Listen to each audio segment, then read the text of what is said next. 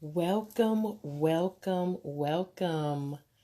I have been eagerly awaiting this night and this live. I am so excited to be sharing this with you guys. And so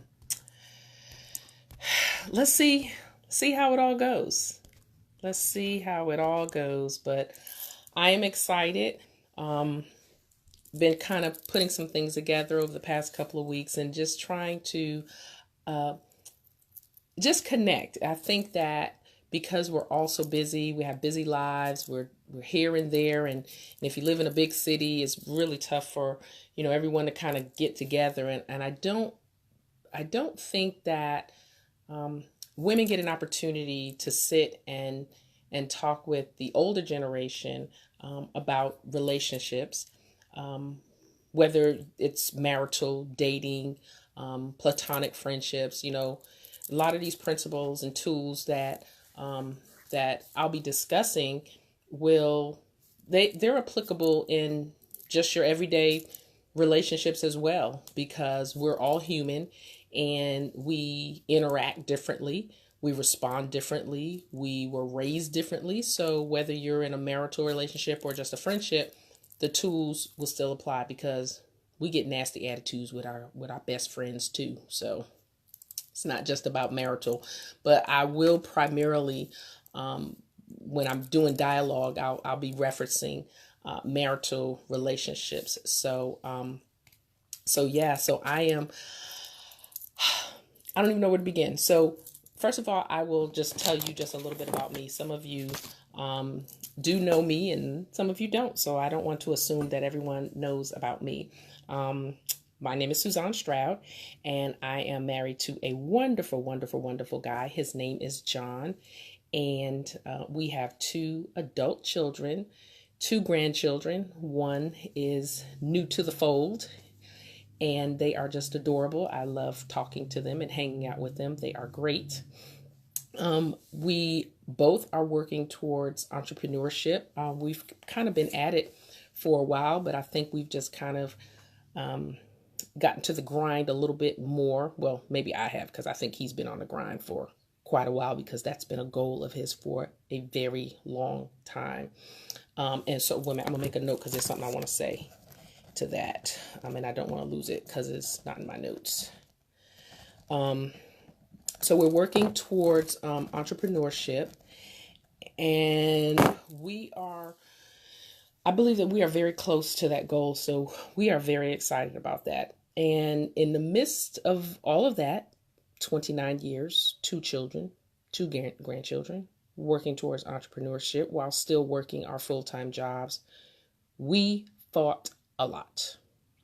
Not knock down, drag out, but there were arguments, and I later coined it as just verbal disagreements, because that's pretty much what it is. We didn't really get to that loud shouting. I think in the 29 years we may have had like five like shouting type matches, and where maybe two of those were where he actually left the premises, because he was just like, if I don't leave, somebody's gonna be in a chokehold, and I ain't choking myself. So, so he, yeah, we did. And so there was a lot that I learned, or I've had to learn in the 29 years. If you would visit my YouTube channel, Suzanne Stroud Speaks, you'll find a host of videos there that I did a couple of months ago, which is kind of a spinoff of what I'm doing here, talking about marriage is not 50-50. Your spouse comes before your children.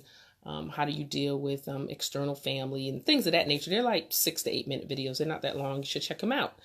So I'm no relationship guru, just kind of came as a spinoff from that, because I don't mind sharing what I've learned in my marriage. Because there were, like I said, there were a lot of things that I had to learn. There was a lot of growing and a lot of maturing. And sometimes we don't want to use those two words together, growing and maturing, because if we say maturing, it kind of nudges us or pokes us in a place that we don't like, because that means you're acting childish. And to some degree, sometimes we are. And I think that, we're going to put our big girl, big boy panties on, or big boy underwear. We have to call a spade, and it is what it is. If, sometimes we act immature because we're bringing a lot of our immaturity and our wants and spoiledness into our marital relationships, or into our relationships, period. And so we did, and I talked in that video about, how selfish I was. I was very, very selfish, and it wasn't until year 15 that I kind of said, oh my God, you better get it together, because this guy is going to be out the door. Because during that time, I noticed that we were growing distant. I was very upset about a financial decision that he made, which put us in a very a horrible financial position for me, and I did not like it, and I didn't have part in the decision. So I was very resentful, and it showed. And even though he was still trying to do his part to kind of fulfill his goal of becoming an entrepreneur, I noticed that we were growing apart, and I had to have the conversation with myself and have self-reflection and say, hey, you know what? You need to grow up. You need to grow up, or you're going to lose this guy. So as I promised, I'm going to try to keep this live under 30 minutes, but I thought that it was important that you kind of get an idea of where I'm coming from and how I came across a couple of these things. So I'm just going to be looking at my notes and kind of sharing a couple of things with you guys. So one of the things I want to point out, it doesn't matter if you've been in a relationship for 5 years or 50 years. At some point, the relationship, you're going to look at your partner and you're going to be like, who is this person? How did we get here? I just want to put the pillow over your nose. I just want to, do this, or I just, because you have these thoughts because you're going through so much and you're just in this whirlwind, and you're trying to figure out, how did I get here? Who did I marry? Who am I connected to? You're asking those questions. And I think we all get to a point in our relationships where we're saying, how much longer do I want to do this? And I really, it's funny just to say it, but I'm thinking about this. This happened probably almost 10 years ago. Yes, because it would have been close to our 20-year anniversary. About 10, 12 years ago. And I started thinking, I said, you know what? Now, I've invested a lot in this relationship. Do I want to give all that up and start over? Because I'm not trying to start over. I don't even like to make new friends. I don't like to get used to new vendors, new work people. Like once I build a relationship and I like it, I'm comfortable with it, I want to stick with it. And so I had to ask myself that question. And I didn't want to start over. So when it says, how much longer do I want to do this? I want to do this for as long as we can, until death do us part. So like I said, I had to make a decision. And, how did we get here? And I think that question is asked often. And so if you find yourself asking that question in your relationship, there's some searching that has to be done, because somewhere along the lines, everyone lost sight of the goal and what they were wanting to do and what the whole purpose of us coming together. You have to get beyond the wedding and then focus on the marriage, because I think we get caught up in the wedding and we don't focus on the marriage at hand. And then, like I said, where do we go from here? So it's one of those things where it has to be mutual. And when I had this silent discussion and silent conversation with myself, I never said anything to my husband about it. I just started working on bettering me and focusing on how I was talking to him and how I was interacting, and how we were interacting when we were together or when we were together with other people. And so, because y'all, we could put on that fake, and it's hard for the Strouds to put on the fake, especially this Stroud, because I'm just like, we just not doing that. It doesn't make you a horrible wife, husband, boyfriend, or girlfriend. It's a common feeling or thought when there's an obvious distance in the relationship. And the fact that you know that there's an obvious distance in the relationship and you're able to pinpoint it, that is a good sign that is a good sign. So don't get anxious about it. Don't go into panic. Just kind of figure yourself out first, because if you go in and try to have a conversation, you may start pointing the finger, and that's one thing you don't want to do at that phase, or at that stage of the relationship. The fact that we're willing to acknowledge is a sign of hope to change and make a better way to fix what is wrong, and because that's what we want to do. My whole goal, with this group is to grow. My goal is to grow to, I want to go to 500. That's my goal. Grow to 500 within 12 months from setting up this group, because I think the dialogue is necessary. So my goal is not to tear relationships apart or to give you advice on how to leave or how to sneak out and do things malicious to your partner. It is to hopefully to provide you with insight. I always say, when I do lives or when I speak, do training, I say, I'm not here to change your mind. I'm only here to offer you another perspective, because we all come into relationships with specific beliefs.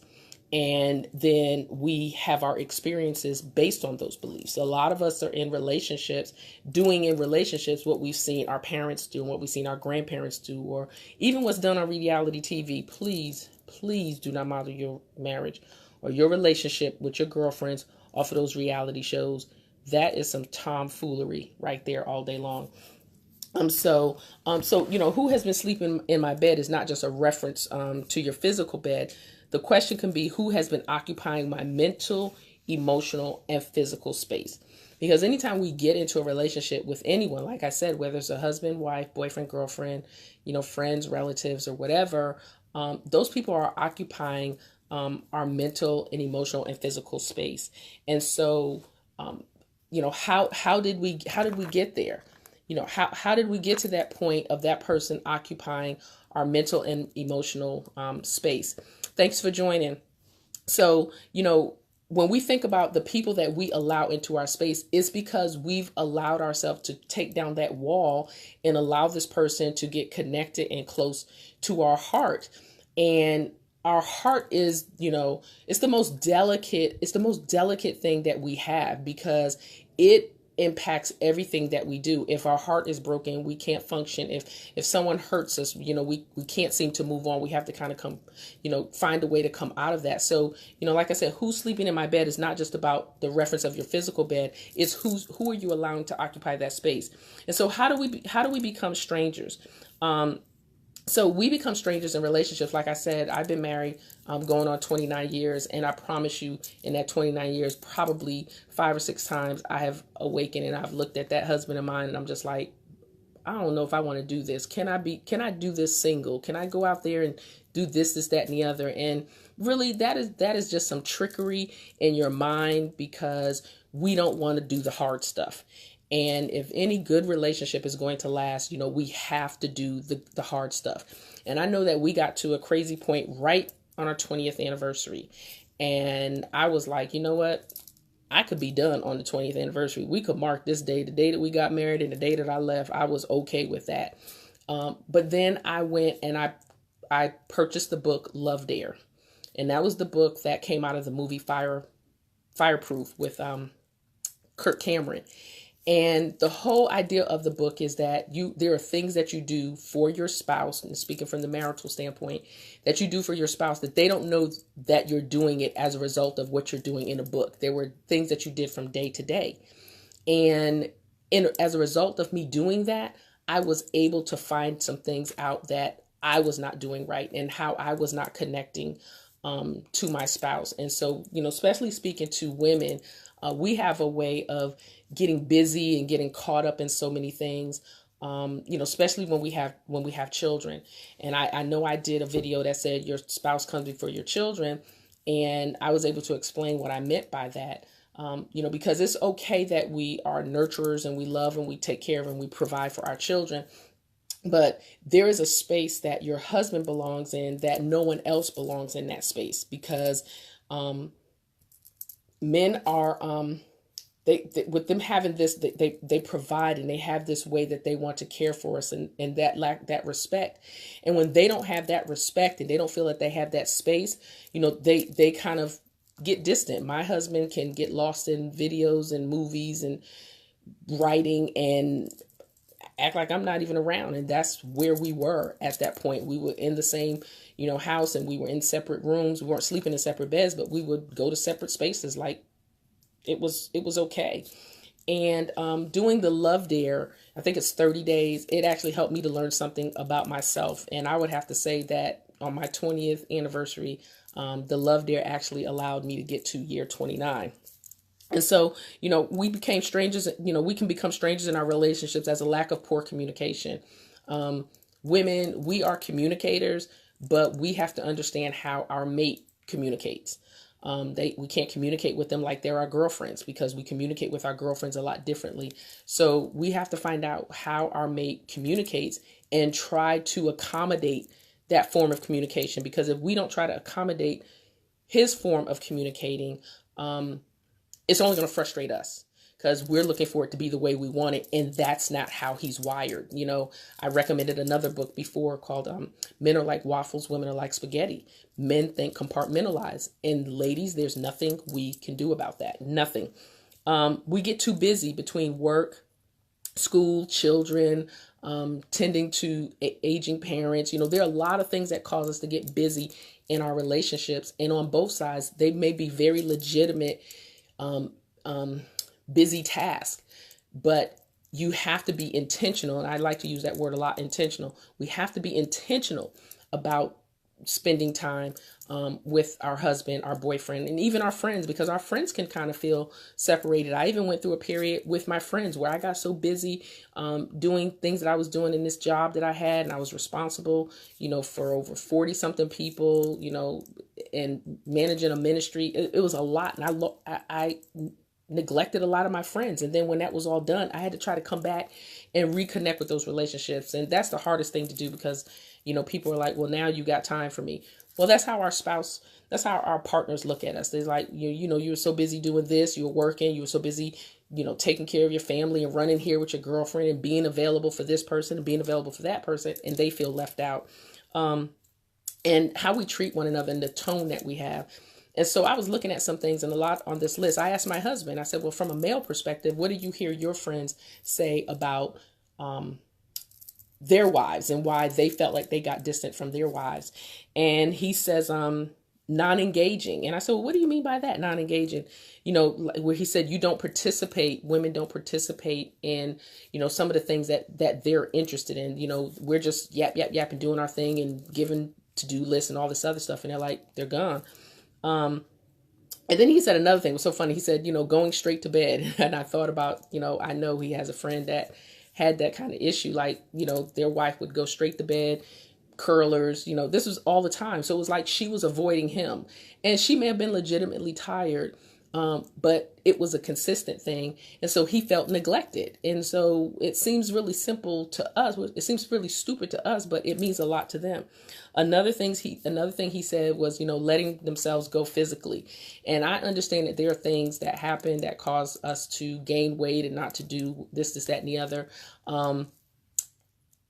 Men want us to try to do our best to keep ourselves up. Now, they can look like they just rolled out of the yard and, their bellies could be hanging over, and they expect us to kind of be understanding. But, because they're visual creatures, that is how they function. So that's what God made them to be, visual. They're visual creatures.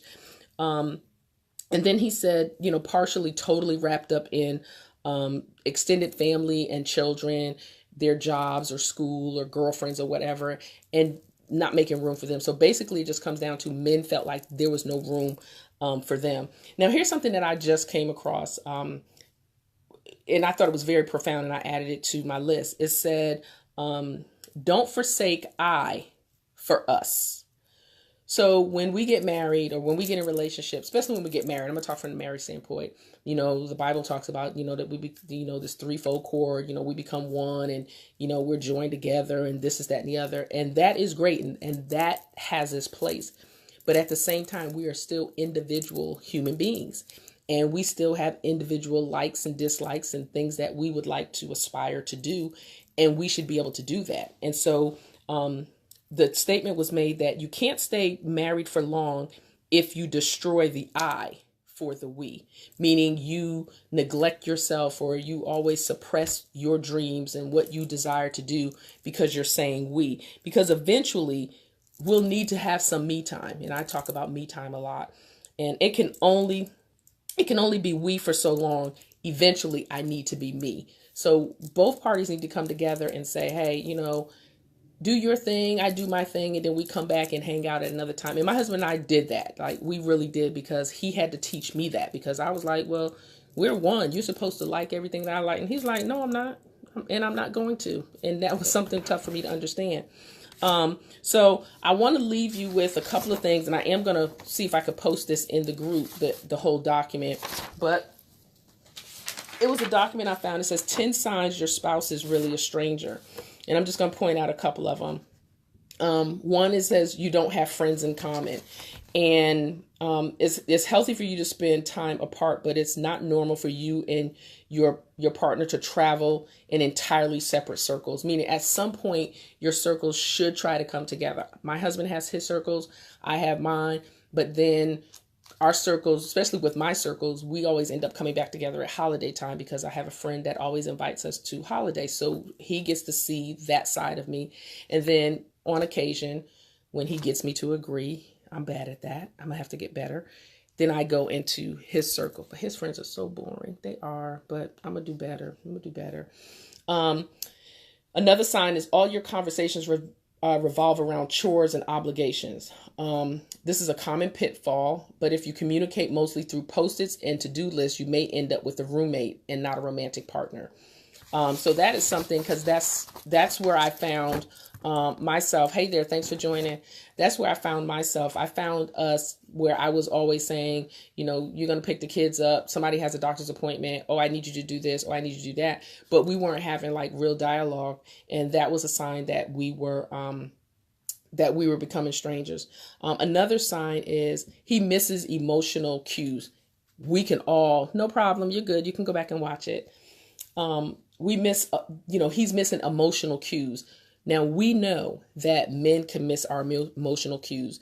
I can walk into a room and I can look at someone that I may not even be in a relationship with, and it's another woman. I can look at her and tell that something is wrong, or just how she acts, because we can pick up on those things. Men don't. And it says he misses emotional cues. If you've been seething for hours and he hasn't even noticed, you and your spouse may have nonverbal communication problems. And it says a solution: don't fall into the he should know what upsets me by now trap. My famous words. I was so good for that. I'm like, you should know what's wrong with me. You should already know, and he would come back and say, I'm not a mind reader. If something is wrong, you need to tell me. And it took me a while to figure that out. That was part of my selfishness. So, clue him in, let him know that something is going on, because he'll go on, and then that's going to make us even madder, because we feel like he doesn't care. You don't care about me. You see that something's wrong and you're not even trying to talk to me. You're watching your game, or you're going to hang out with your friends. Like, we get into that whole pity party with ourselves, and it's not his fault, because we didn't communicate that. I was so guilty. When I tell y'all, I was so guilty. I cried many Nile rivers because I was mad that my husband did not know that I was upset. Like, how is he supposed to know when I get home from work? He'd been home all day, because he had off days during the week. I come home and all of a sudden I'm mad about something. He don't even know, but he's supposed to pick up on that. We can't do that. Another one is you don't share your hopes, dreams, and fears. One of the most important aspects of marriage is the feeling of having someone in your corner. When you and your spouse stop discussing your secret wishes and plans for the future, it can lead to feelings of isolation and disconnect. And for the solution, it says start by talking about what you shared, then move to more personal stuff. Have some fun and laugh together.